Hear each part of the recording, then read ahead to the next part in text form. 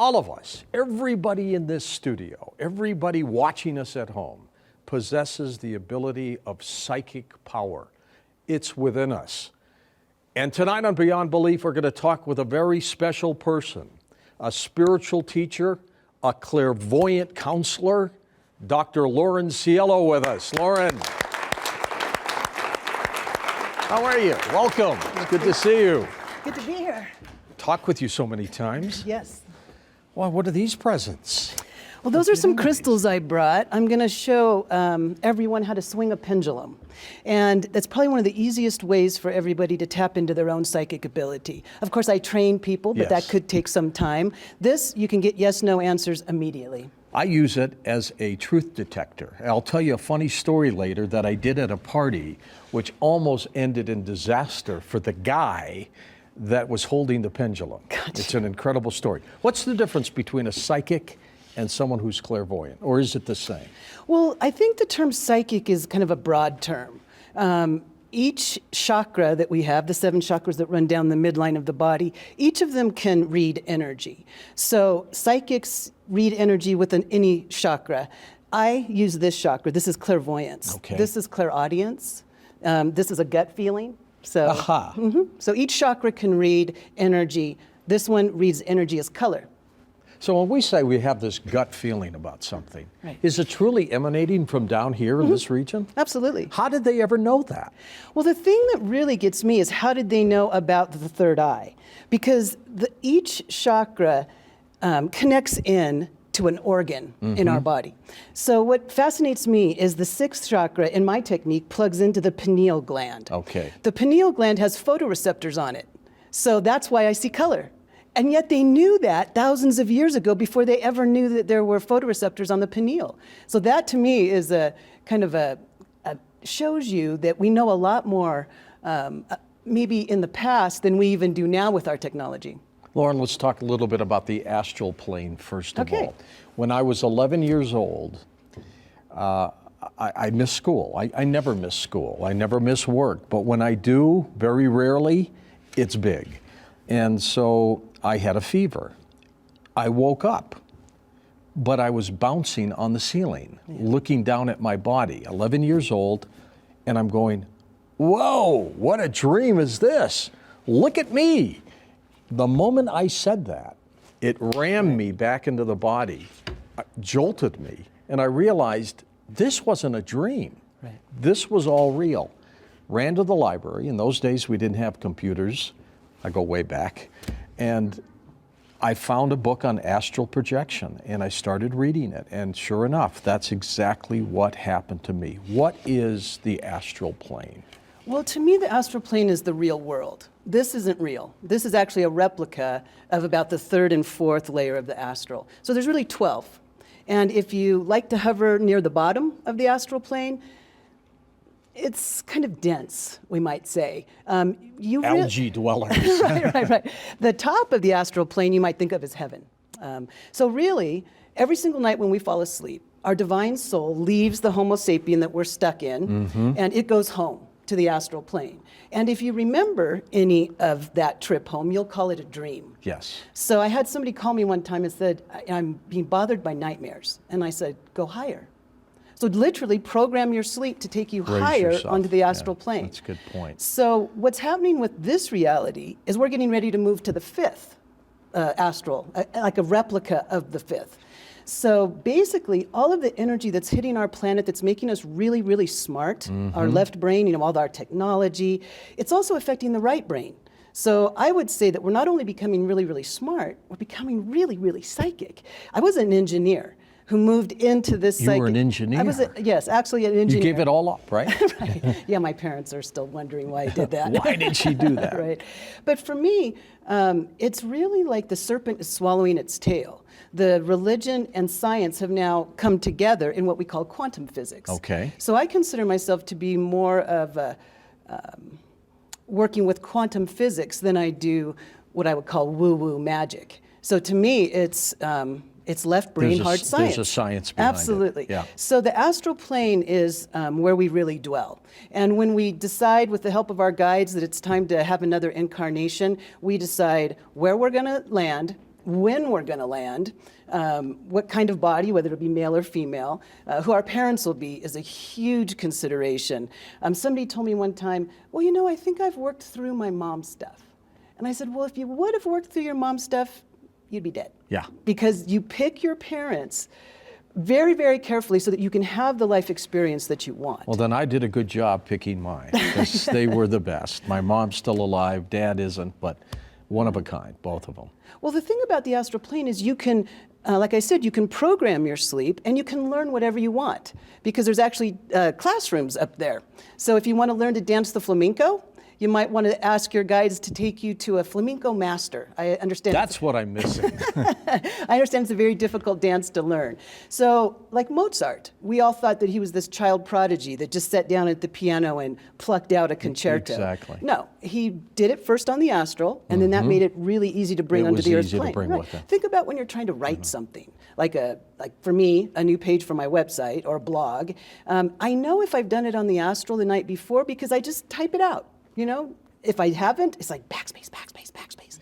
Yeah, so that way you can really start leveraging your experience here by understanding the real world, which is the astral plane. And I think that's what I teach my students, is that this world isn't real. And once you learn what the real world is about, then you can manipulate this world into what you want it to be. Exactly.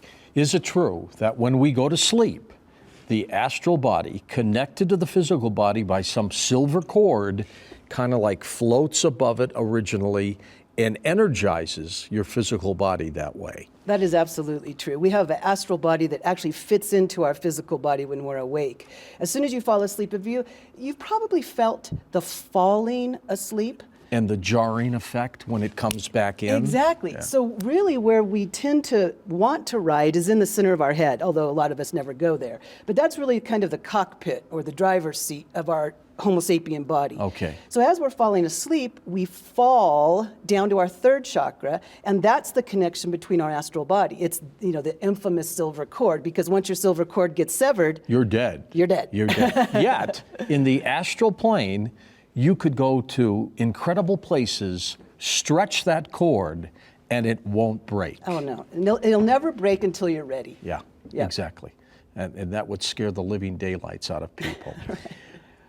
I have researched astral projection, and there are these planes of existence, as you were mentioning. You can stay at the bottom, you can go to the top.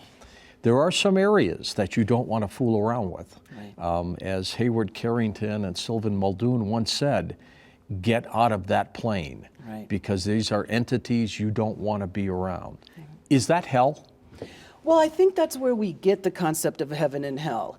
But it's really not heaven and hell. And you'll be attracted to whatever layer resonates with you more. It's not that you're forced into one if you're bad or you're good. It's almost like like your friends. Your friends are your friends for a reason. You kind of, you know, you have an and affinity they might have with been them. In many lives. Exactly. So we're more attracted to the layers of the astral that we kind of have the same vibration with. And of course, what we're trying to do is work our way up. If we actually go to the highest level of the astral when we're sleeping, we won't remember. This is where what I call the supreme being, right, archangels, and ascended masters reside. Yeah. Can you, as I did when I was 11 years old, can you wake up in the astral plane, fully conscious, and just realize what you're doing, and then begin to control it?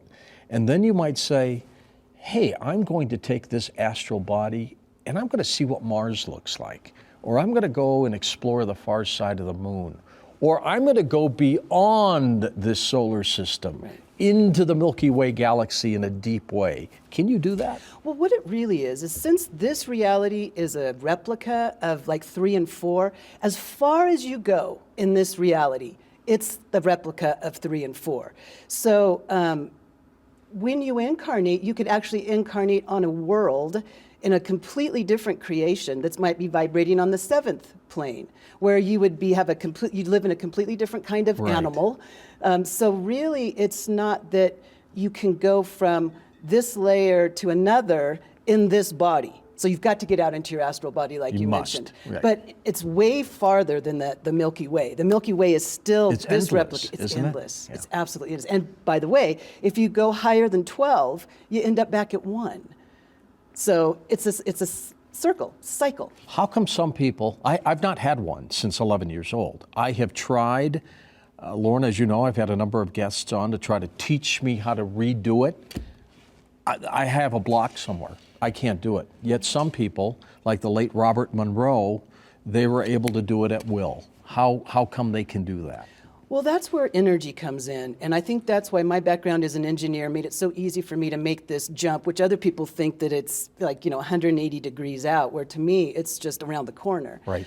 Because there's a little bit of energy that might be in your space that you got from your childhood, from the TV. Maybe you even brought it in from a past life where you were really psychic and maybe it didn't work out so well for you in that lifetime, George. So, so what I teach is how to move the energy out of the way. So everyone is psychic. We all are getting psychic impressions all the time. We just don't realize it. If I could walk around like little Jiminy Cricket on your shoulder and go, George, that thought was a psychic impulse from someone else. It wasn't your stream of consciousness. You got that as a psychic impulse that was sent by someone else. Has that been you on my little shoulder? Yes, it has. Doing your thing, just pushing me, guiding you me forward in that direction.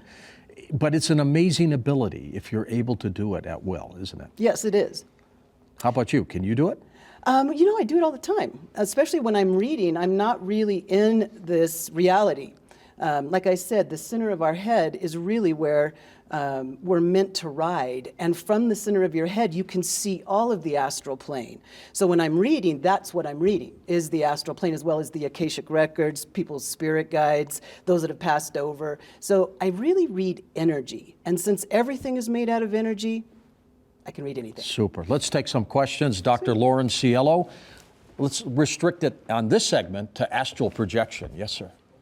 Hi, have you always been able to astral project, and how would someone like one of us normal people learn how to do that? Well, when I started my psychic training, I didn't really consider myself psychic. I was more of an athlete engineer, right? And all my classmates were telling everybody about all these great experiences they had as a child, seeing fairies or something like that. I had nothing like that. So once we got to the point where we were visiting the astral plane, I was like, oh my gosh, I used to do this as a child. You call it daydreaming, right? So that is astral projection, literally. So I would say, yes, I've always been able to do it, but nobody told me that's what it was named. And I'll even go farther. I'll say that you may be more psychic than I am, innately. If I were to sit down and give you a few little tips and techniques, you could do what I do in a heartbeat. And it's unbelievable once you do it. Yeah, it's exciting. The places you go, the knowledge you come back. I actually believe it's a little like remote viewing, but it helps people in their day-to-day life, doesn't it? Oh, absolutely. I think that's really, maybe what my work is all about, is to show everybody that you don't have to believe what the person behind the pulpit or the podium is telling you, that you really do have access to all this information yourself. Just go do it. Yep. How about some more questions? Yes, sir, right in the back. Do you believe they're using astral projection as a government type to find people or find anything, in this world? Absolutely. And I think governments have always done that. I think even bettors, gamblers do that. People that want to win the lottery or pass big tests. I'm going to Vegas. Going to Vegas, right. But you're right. Yeah. I think they've used it. The government had, of course, the Stargate program, where they did remote viewing on an active way. They said they disbanded it. They're not using the original people who did it, but I suspect it's still ongoing. Oh, I absolutely think so. And think about Vegas. Think about the pit boss. That is a psychic warrior there to defeat you. As soon as you start winning big, the pit boss comes over and gives you the hairy eyeball, and then all of a sudden your luck changes. That's right. Or remember the movie The Cooler, William Macy, where energy literally could make or break somebody on a winning streak. Yeah. And William Macy was a psychic vampire. The poor guy just drained people wherever he was. And he was hired in the movie to go to hot tables, people who were winning money, and sit next to them. Yeah. And they'd lose. Yeah. They'd lose. Tom and I had a story. We went to Vegas a long time ago, and we were playing blackjack. And there was an unusual game because they had a Wheel of Fortune wheel with it, which they don't normally have at a blackjack table, and a little circle where you could put $1 down there. If you got a blackjack, you got to spin the wheel, And wherever it landed, you would also get that extra money. And it was from $1 to $1,000 for $1 down on the table. So Tom and I are there playing, and there's a guy sitting between us. I got a little dollar in the little circle, and I get a blackjack. So I go, Tommy, we get to spin the wheel. Let's concentrate on the $1,000. We can move this wheel. And he said, all right, I'm all for it. And the guy in the middle, I said, we need 3 people to do this. And he went, this won't work. I'm not doing it. So I said, fine. We spin the wheel, and Tommy and I are concentrating. You know, this is a huge wheel, and it's going click, click, click, click, click, click, click, click, and it's getting closer to the $1,000. And I'm looking at Tom, and we're concentrating, and we're going, we're going to do it. Yet the guy in the middle continues with his negativity. This thing stopped 1 click from $1,000. I ended up winning $1.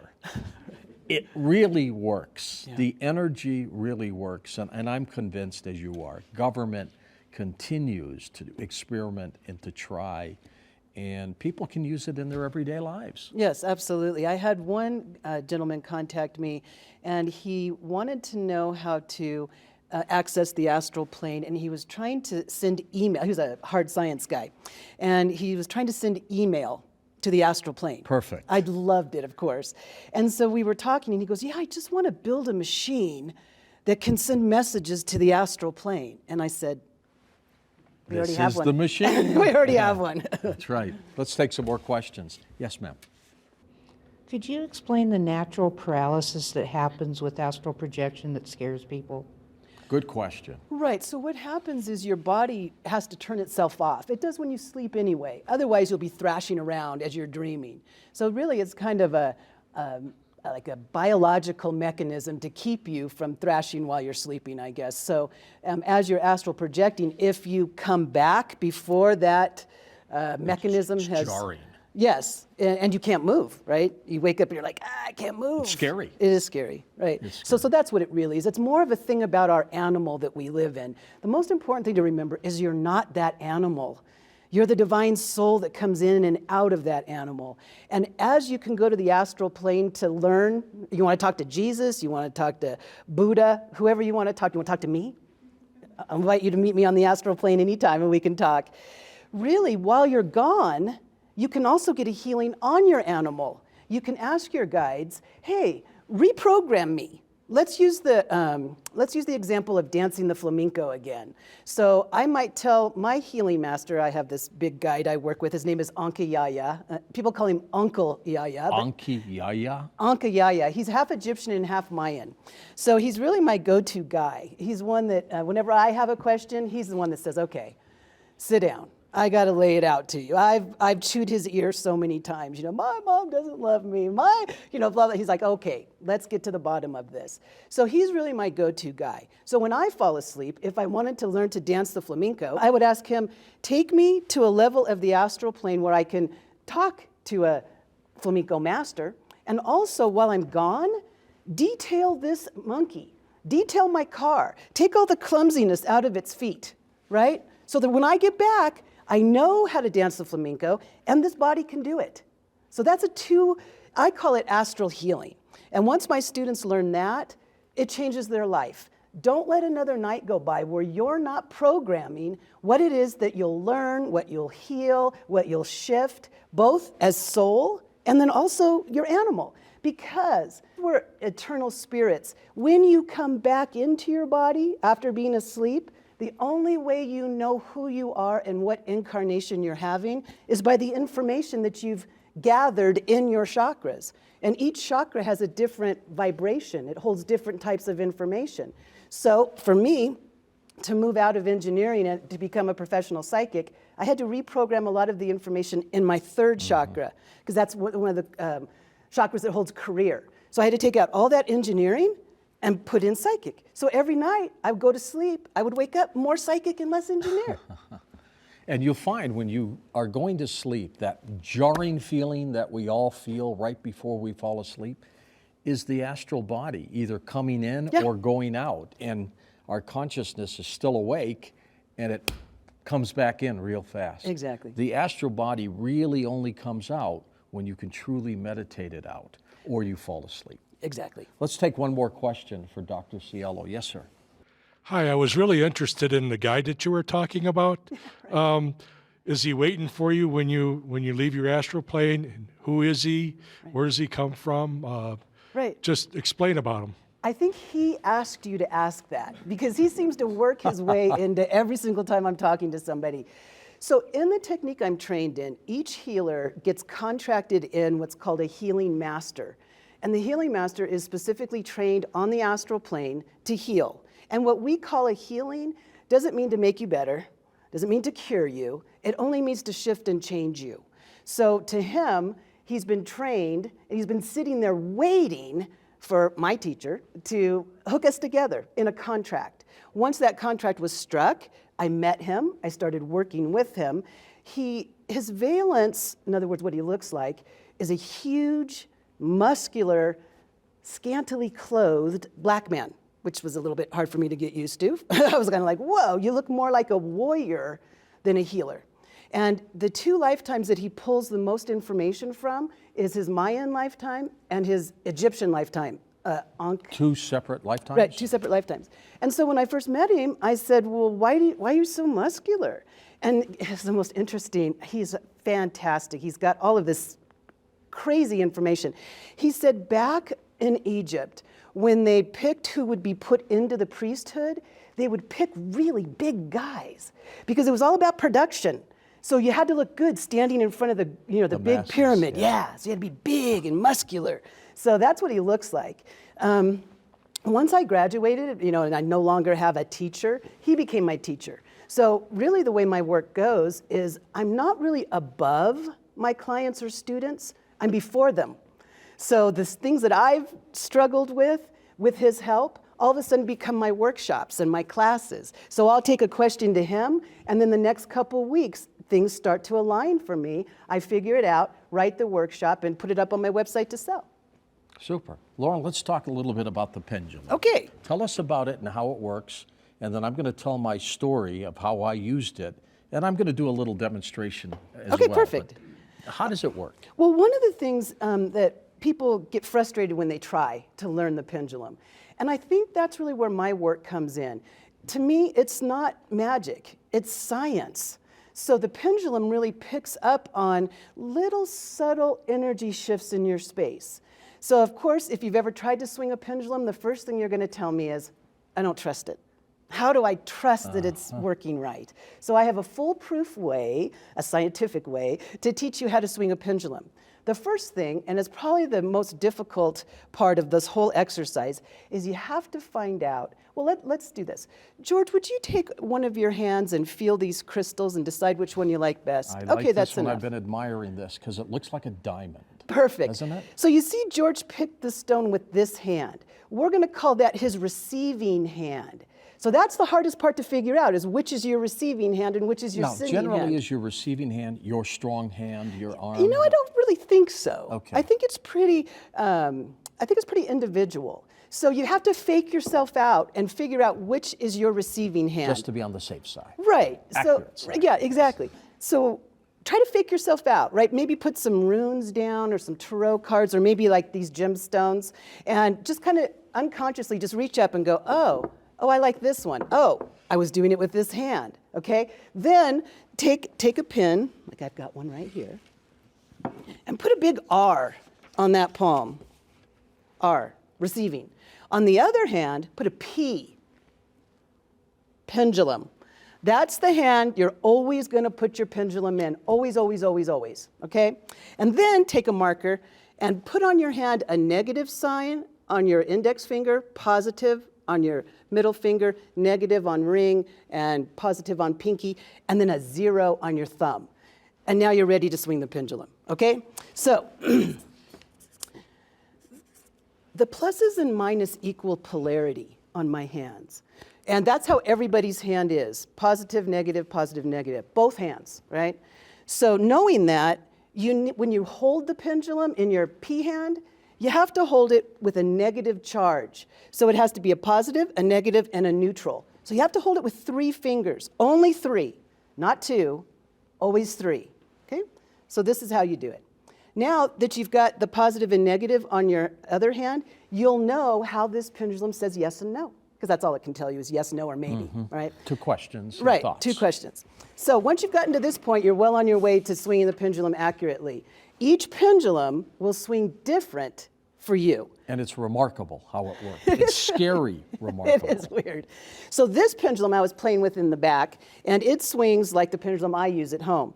So just hold it. Remember, you have to have 3 fingers to cancel out any charge on the pendulum. And then you open your hand. This is only for the first time to figure out how that pendulum talks to me. It will always talk to me the same way once I learn a pendulum, okay? So this is how you finally learn positive and negative the first time you play with one. You hold your hand that's got the positive and negative and neutral written on it. You take the pendulum and you hold it over the negative and it starts to swing no. You move it over the positive, it starts to swing yes. Over the negative, it instantly switches to no, and back to positive, it goes yes. And if you hold it over this one, it's a maybe. So that's it, right? Always swings the same, but you have to remember which is your pendulum hand, because if you hold it in this hand, it'll be exactly opposite. No will be Right. yes, and yes will be no. And let me show you something. You be our teacher here Okay. for a second. I've done this all my life. I don't know how I learned it or how I stumbled into it, but I did. And the technique that I use is like you said. This is remarkable because I didn't know any of this as a science, as you do, yet it matches up to everything I've done with this. Sweet. So when I was a kid, I took a piece of paper and wrote yes, no, right? When you say yes to someone, just what do? You nod your head up and down. And no, you do this. So this is what I made. And so I said to myself, okay, now I'm going to start asking questions. And I would hold the pendulum like this with my 3 fingers, and I would think maybe. And you did the circle, and look what happens to me when I'm thinking maybe. Now, I'm not doing this consciously at all. I don't know what's doing it. Right. And then I would think yes. It would go back and forth, and I would think no. And it would go, once it figures out where no is, back and forth. See? And I would ask myself questions and get answers for myself. I don't do this much at parties anymore. Let me tell you what I did. Okay. We were at a party once years ago, and my buddy was there, and he was there with his wife, and there must have been 10 people there. And old George pulls out his pendulum. And I did much like Dr. Ciela has told us, find out the hand that works. I use both hands, they seem to work for me. But in this particular case, we used his right hand, and I would do the yes or no thing. I wrote it down, and I'd start asking him questions about his job, about his business. And everybody was laughing and drinking wine and having a great time. And he was saying, my God, that's right. Or we're working on a new product. And it just told you, yes, we are. And then out of the blue, I said, have you ever had an affair on your wife? And it starts going like this, just like that. And she sees this, and I think they almost got a divorce. It was a disaster of biblical proportions. It works. It works too well. Right. Sometimes doesn't being it? a psychic at a cocktail party. So sometimes when people say, hold this, I'm going to ask you a question, I just drop it. Well, see, once you know how to use your pendulum, you can start divining, right? So if I wanted to know which of these healing crystals I should meditate with right now, so I would just, and this is how I ask the questions, and this helps too. The very first question I always ask is, are we communicating? Yes. Now, at this one, do you know the answer to the question I'm about to ask? Yes. Otherwise, I'm like done, right? It's not communicating with me, and it doesn't know the answer. Let me ask you a couple questions. I won't embarrass you. I won't put you on the spot. Yeah, don't ask me if I've had an Because affair. there truly is it's a truth mechanism. You can't stop it. Are you enjoying this television show? See, there's a huge yes. Were you nervous before you came out here? Whoa, a huge yes. Am I not the best television host you've ever met? It better say yes. It's amazing how that works. Where do people get little pendulums like that? On my website, Perfect. And that is? goldenrosepsychic.com. Super. Let's talk a little bit about demons. Ooh. I've seen a lot of possessed people in my life who shapeshift. They go from one person to a next instantly. Right. What is a demon as far as you're concerned, Lorne? Well, in my technique, we have 3 types of beings. Beings with bodies, that's everybody that's seated right now. Beings without bodies, that's everybody that's floating around up there. And then the supreme being, what you might think of God, Buddha, whatever your religious background is. So beings with bodies love to channel beings without bodies. When I was in college, I was an athlete. Oh my gosh, I have a competition being that will win. You have to win. Absolutely. And you know, cutthroat, do anything to win. Then I became an engineer. In the boardroom with the VP of engineering, it's a little embarrassing when your competition being comes in and you're just like, blah. And you have to beat him. Yes. And so what happens is some people tend to channel more than others. So when I'm working with someone who you might consider to be split personality, what we do is we start canceling those contracts with all of those beings that they're channeling. And usually beings plug right in. If you're an opera singer, I bet you've got a being that plugs into your throat, right? Or if you're a talk show host, you probably have a being that plugs into your throat. Well, mine has left me for a while.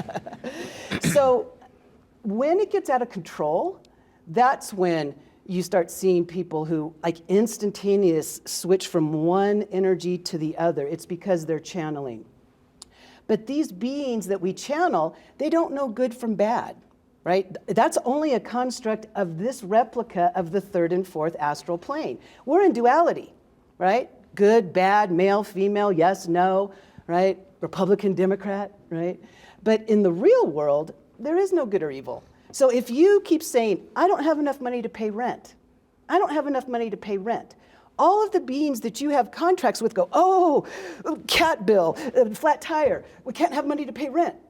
It's not that they're bad. They're listening to me. I'm the boss. So people who, so what I say is there aren't really bad beings, there's bad contracts. So if you've got, you know, maybe you lose your train of thought, you walk into a room and you're like, why am I here? Chances are you're channeling. And confused. And confused. But these demons, so you say that they're not bad, they're not evil? No, I've never seen anything in a reading that scared me. Now, if I were to look at your protection being, it wouldn't look like a fairy. Wouldn't look like a, you know, butterfly. It would be like a big bear or a big monster or something like that. But once I ask it to drop its valence, you know, it doesn't really have a body. Once I ask it to drop that, it looks like an angel, right? So there's no bad beings, there's only bad contracts that we're the ones that create them and ask the beings to sign them. Well, what about exorcisms, where the Catholic Church truly believes that they are exorcising people to get these bad spirits out of their system? Well, in my technique, that would be canceling a bad contract. A bad Yeah, contract? you bet. That you cut with? Well, I actually have psychic tools. Do you want to hear how it works? Yeah. So basically, when I read contracts, I see them as scrolls. And that's kind of what my technique teaches, is little teeny metaphors that connect your right and left brain. So for me, if I were to read your contract, I would see it as a scroll, and I can see what's written on it. We call these the terms and conditions. If it's a contract for you to play on a baseball team, there'll be 9 signatures, right? So everyone who's part of the contract signs it. So basically, all I do, if everybody's in agreement to cancel the contract, I just void it, destroy it, and the being leaves. I've never had one say, I'm staying, because they're like, oh, I'm free of the contract, I'm gonna go sign more. And they go to the next one? Yes. Interesting. Could you pick someone out of the audience and do something like that Sure. with them? You could. Absolutely. Does somebody want to volunteer? You. You want to volunteer? Sure. All right, come stand up here. Come walk right up here. What's your name? Amanda. And where are you from? I am from Longmont. All right. So, Am I standing in the wrong spot? do you need to ask her like a question about herself or anything like that? No. Okay, so what do you see here? So basically, you have a transformative being, and it vibrates to orange. And it's not really orange, but it's a vibration of energy that my 6th chakra reads as orange. So it's right over your shoulder right now. So anytime you're ready to make a big shift, you call in this being, and she's a little female. She's kind of a little girl. You probably hooked up with her as a child. Her name's Maria. So basically, anytime you're ready to make a left turn or a right turn, call in Maria, and she works on your feet. She stands over your shoulder, but she gets your feet moving in the right direction. So you have a little girl named Maria. Little girl named Maria.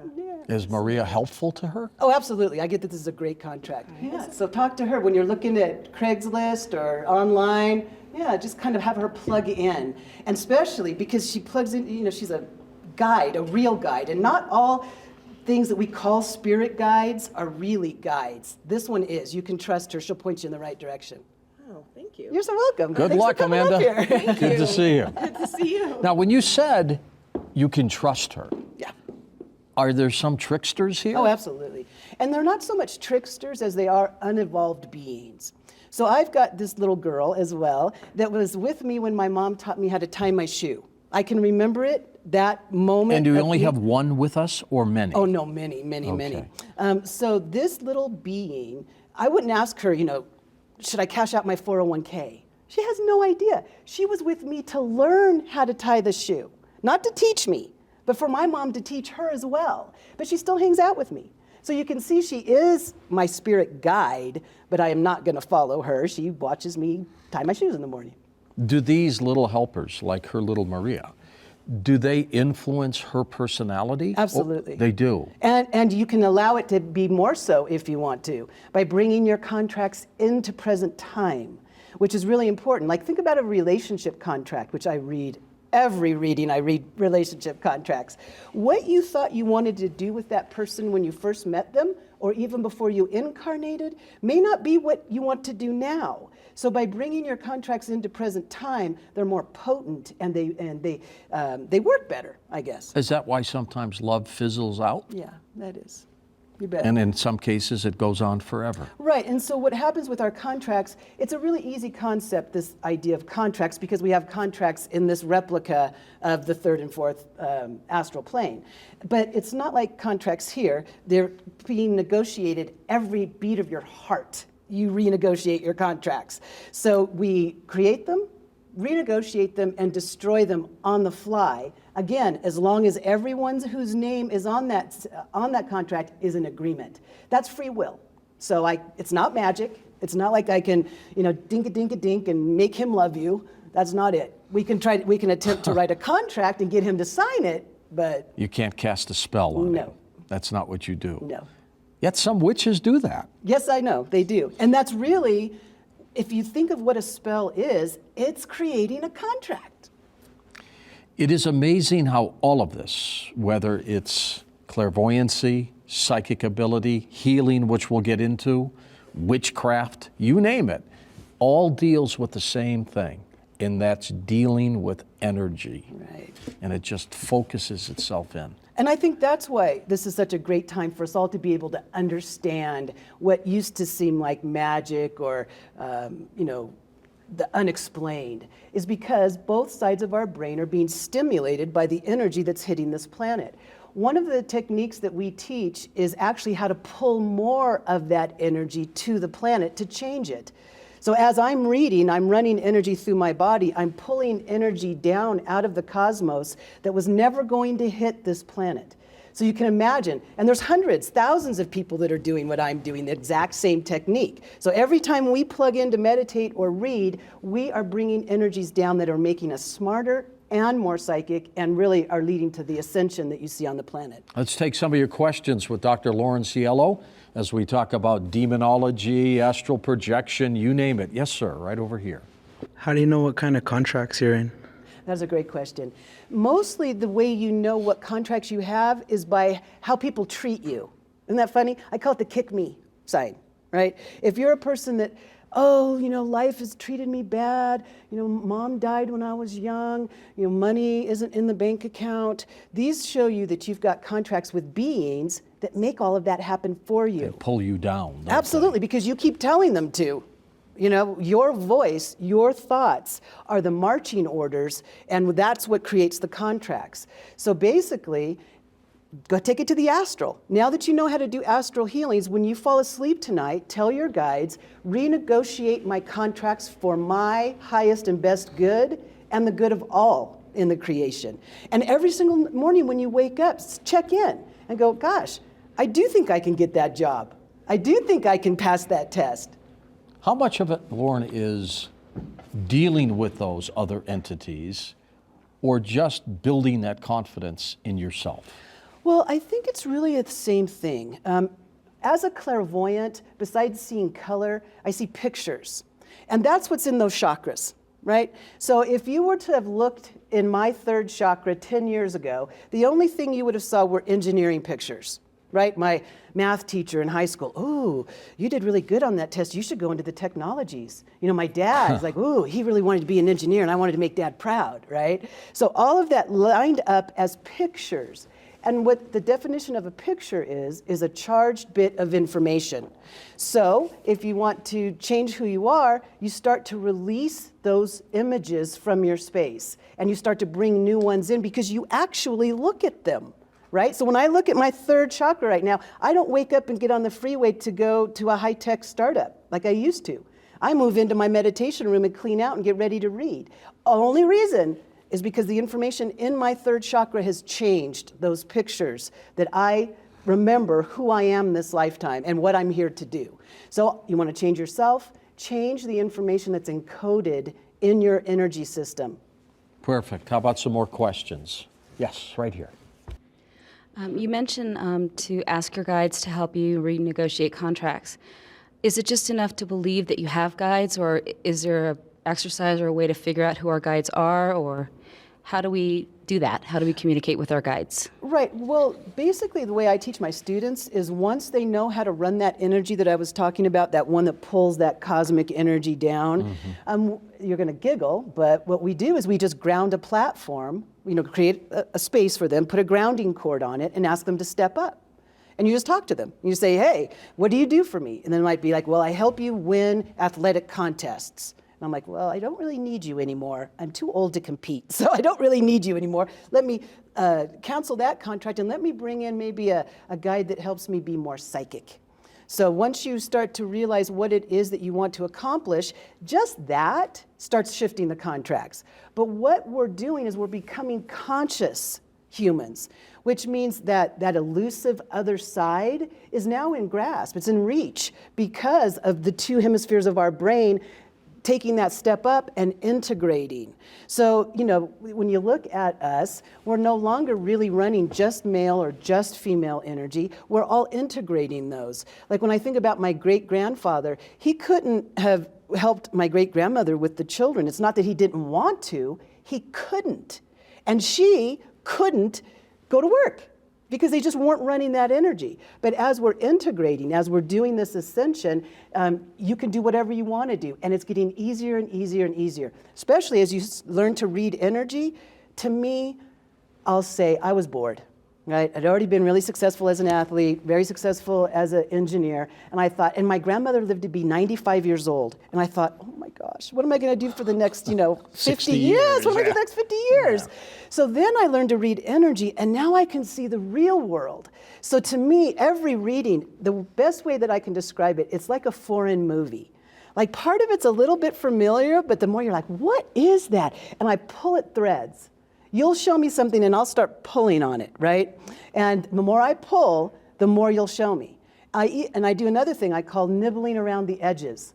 You'll show me something and I'll start talking about it and I'll start nibbling and then you'll show me more and you'll show me more. Yep, it's very interesting and it's very stimulating. It's a lot of fun. And I'll have to say that reading in the technique that I use is never exhausting. It is exhilarating. And I'll say maybe even a little addictive. I mean, the way the left and right brain merge together is a very interesting energy to run. And I think more and more of us are trying to get out of that dichotomy of good and bad and, and really kind of put it together and be senior in our lives. And that's once you can read your contracts and once you can see who your guides are, now you're senior. You're on the forward leading edge of your life. You're not on your heels going, oh, what's around that corner, right? You're actively creating out in front of yourself.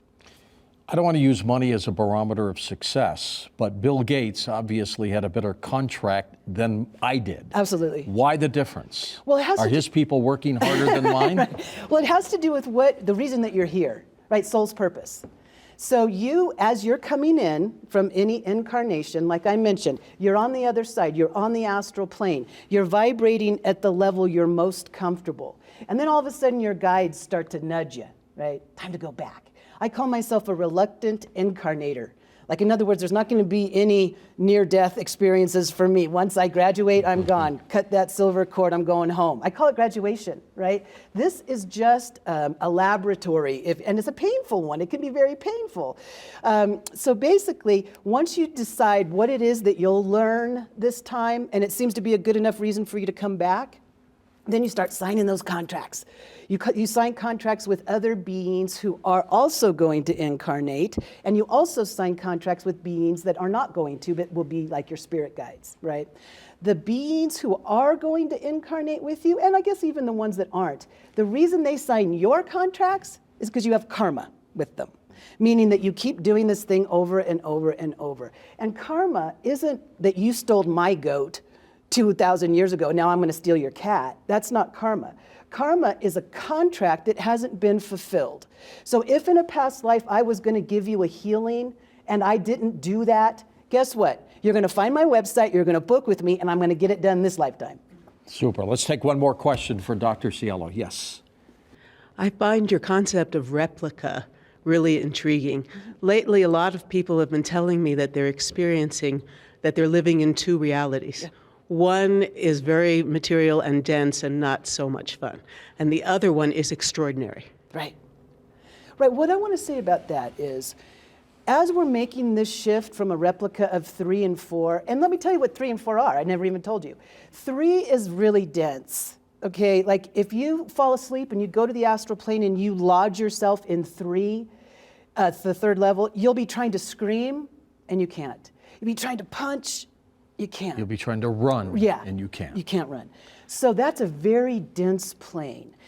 Different parts of this planet are denser, right? If I would have been incarnated in the Middle East, probably would have been a hard time for me, right? So, but then another part of this planet vibrates to 4, and 4 is friends and family. So if you are dreaming about friends and family, you're at level 4. And think about it. We're in a Homo sapien. The Homo sapien is the most aggressive and yet social animal on the planet. It makes total sense. Aggressive, 3rd layer, and friends and family, 4th layer, right? How do you learn the most? You learn from your mom, you learn from your boyfriend, you learn from your kids, right? Friends and family. So as we're moving to that 5th layer, things are shifting very quickly. The best way to get there effortlessly, like you mentioned, is like, ooh, it's hard down here, your guides. Right? Those contracts you have with guides. I think the term spirit guide is a misnomer. That's why I like to use the word being. Because I've got over 300 beings that I actively have contracts with, right? Of course, I don't know them all. I have actually 13 that I really know well that are actually right here, right now. But basically, think of it this way. You have incarnated in a very special time on the planet where we're making that quantum jump to a replica of the 5th astral plane. So you're the one with skin in the game, right? Think of your great-grandmother being here now, right? Cell phone goes off, she's under the desk, rocking back and forth. What was that? It's the devil, right? So talk to your guides. If you want to create something, give them, tell them when you want it, right? Give them some time to create it for you. Don't tell them how to create it. Tell them what to create, because you'll slow them down if you tell them how. If you want a new car, don't ask them for the money for a new car. Ask them for the new car. People win one all the time. You might inherit one, right? So tell your guides what you want and give them whatever time you want to have. You have to be specific. You have to be specific. The time comes up and you don't get it, and this is my personal experience. So I go to them, I'm like, hey, why don't I have what I want? You're in resistance. That's the first thing they always say. I'm like, guess what? Bring me out of resistance. I'll give you another week, right? Another week goes by, check in with them. So why didn't I get what I wanted? And I'm not in resistance because you brought me out of resistance, right? It's not best for your brothers and sisters on the planet. That's the next one I always hear, right? In other words, it's not for the good of all. I'm like, okay, I've got it now. I am going to cancel the contract with you. I'm going to get me a better guide because this is what I want. I want what I want when I want it. If I'm in resistance, get me out. If it's not for the good of all, make me not want it. That's how to really get great guides that help you through this transition into the fifth astral plane. You're the one that when you do this, it's ouch, right? You're the one who's affected by global warming or the world economy, not them. They're just floating around. So be tough on them. Tell them what you want or you're going to get rid of them. Can greed interfere with this? Well, again, it depends on what you want to learn. Think of this. One of my students asked me, so didn't the soul who we named, or whose mother named him Hitler, didn't he get all this karma for the things that he did? Why would a soul sign those contracts to incur the karma? That was her question. It sounds like a great question, right? That's a great question. The answer is the only reason that the soul named Hitler signed those contracts was because he already had karma. Do you see? Bad karma. Well, Didn't it's he? like this. If you run into a serial killer, you signed the contract to run into a serial killer. There wouldn't be serial killers if we wouldn't sign contracts with them. I'll go to the big relationship, Jesus and Judas. I always go to that one. If you wanted to be a martyr and fulfill a biblical prophecy, who's going to sign the contract to betray you so that you can have that experience on this replica of the astral plane? It's going to be the soul that loves you the most. So the big karma events are marriage, birthing a body, and killing someone. And you continue to birth, kill, and marry the same people over and over and over. I'm 2 for 3. Healing, Yeah. John of God. How did he do, and how does he do what he does?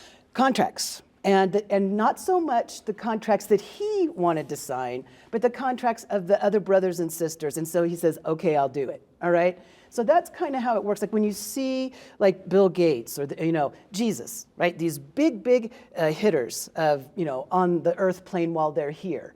Usually these souls, and I'll, maybe this isn't always true, but usually the reason that somebody will sign those kind of contracts isn't for themselves. It's for all of us. So next incarnation, who's going to be the prophet in this room? One of us is going to be the prophet next time, right? So that's how it works. It's what you owe to the other brothers and sisters on the planet that you think you can pay back this lifetime by signing the contract. What about these psychic vampires, Lorne? These people who probably don't know what they're doing, Right. but they suck energy from people. I've been to places where a person is sitting at a bar at the Ritz-Carlton Hotel and nobody is around him. And you can literally feel this negativity coming from an obviously nice person who just can't put it together. How does that happen? Bad contracts? Probably bad contracts, especially if they're completely unconscious to it. In other words, it's not their intention. He's not doing it on purpose. Right. And that's the danger of a channeler. Because it's not your intention, you zone out and all of a sudden you're acting a certain way, you don't even realize it. That is the opposite of being a conscious human. And by the time we're living in a replica of the fifth astral plane, you will be conscious. You'll be able to go, wait a second, I think I've got a kick me contract on my back. Or every single time I want to, have a heart-to-heart with my mom, all of a sudden, I can't even get to her house. I take the wrong turn, right? It's a being that you're channeling. In St. Louis, there was a woman who was in broadcasting, and wherever I went, she had to be there, and she'd follow me. Not a stalker, but she was always there, and she had the most negative energy I have ever felt. She exhausted me, just standing there. And I had a buddy of mine who would routinely see this and witness this. And, I would try to get away as often as I could. One day, she came up to him. Nice lady. I feel sorry for her. And she'd go up to my buddy Rick, and she said, Rick, would you thank George for me for being so kind to me, even though I know he doesn't like me? And Rick said, which is not the case. It's not like I didn't like her. And Rick said, what do you mean he doesn't like you? George thinks the world of you. She says, no. Every time I'm with him, he has to go to the bathroom. And my friend said, he's got a bladder problem. bottom line is, there are some people who don't realize what they're doing, yet the negativity, the draining is absolutely uncanny. Yep. How do they change? Well, one thing, the reason you felt so depleted is because she kept looking for a healing from you. She was draining me. She was draining your energy. And that's kind of the old paradigm of healing. When our Earth was even lower, a lower replica, like maybe 2 and 3, if a healer was incarnated, chances are the way that we healed was either by taking your dis-ease into our energetic space and healing it, or throwing energy up on you so that you feel great. But now, the fact that the planet is rising in vibration, those healing masters, the archangels, the ascended masters, they can get here now. So I don't do anything. I just sit back. I'm a neutral observer to your energy. If there looks like an energy needs to move, first I'll read it. And then if you're like, ooh, I did not want that, I'm like, oh, can I offer you a healing? If you say yes, then my big Egyptian guy, Uncle Yaya, is going to come to you and move your energy. So I don't get depleted, right? He's the one that's giving you the healing. So in cases like this, when George was discussing about that woman, she's actively pulling his energy for her own, to use it for herself. It'll never help. It's almost like putting unleaded in a diesel engine. You might get around the block, but pretty soon the engine is going to crap out, right? So now more than ever, run your own energy, right? If you're talking to a friend and they're like, oh yeah, I'm having a really hard time, send your guide to help them instead of you pushing your energy through the phone. It's only going to give them a temporary little buzz, and you're going to be depleted.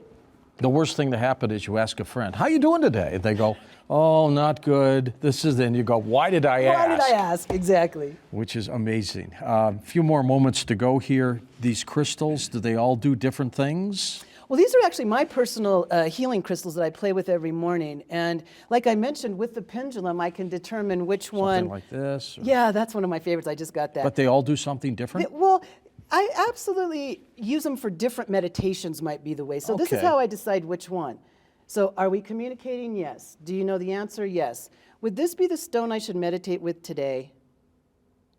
No. And this is malachite. I love that stone. This is tiger's eye. Tiger's eye? No. Rose quartz? Undecided. Oh, it looks like it wants it. Yes. So right now, today, rose quartz is a great stone for me. Actually, the necklace that I'm wearing, I have 1 million of these, all different gemstones. I pick a necklace for every day by my pendulum. Amazing. So basically what it's reading is how the energy of the stone mixes with my energy today, in present time. That's another really important thing to remember. You're not who you were last moment or who you'll be next moment. You're who you are right now. Do you use the pendulum every day Every day. for getting you out of any kind of situation? You know, not that much, but the great thing about using a divination device like the pendulum is you can hold things in your receiving hand. I've seen people at some of the co-op markets, like, does body want a banana? Does body want a tangerine, right? So it's a great way to find out what your energetic system really wants. Did I almost not make it because of a snowstorm in LA? See? I mean, a snowstorm here. Truly amazing how this works. It is fun. Is it the subconscious mind? What's doing that? I don't feel myself moving it. No, so I know I'm not physically doing it on purpose. Yeah, it's What's doing it? Energy. Energy. Uh-huh. Through me, through the body. Absolutely. Doing whatever it does. It is scary, though. You got to drop that sometimes. But everybody should do that. I think it's well worth it. Yeah. And whether you use the yes-no technique like you do or like I do, it works either way you do it. Would you get out your website for us again? Sure, it's goldenrosepsychic.com. And your book? My book is The Power of Energy. So, like, you could be just like me. Well, maybe you don't want to be just like me, but you can read energy just like I do. The book is The Power of Energy, Harness the Universe for Clarity, Peace, and Love. I love it. Let's hear it for Dr. Lorен Cielo. Thank you, Lorren. Hey, the next time you're at a party and somebody gives you a little pendulum and wants to ask you some personal questions, just do what I do, drop it and run. Thanks.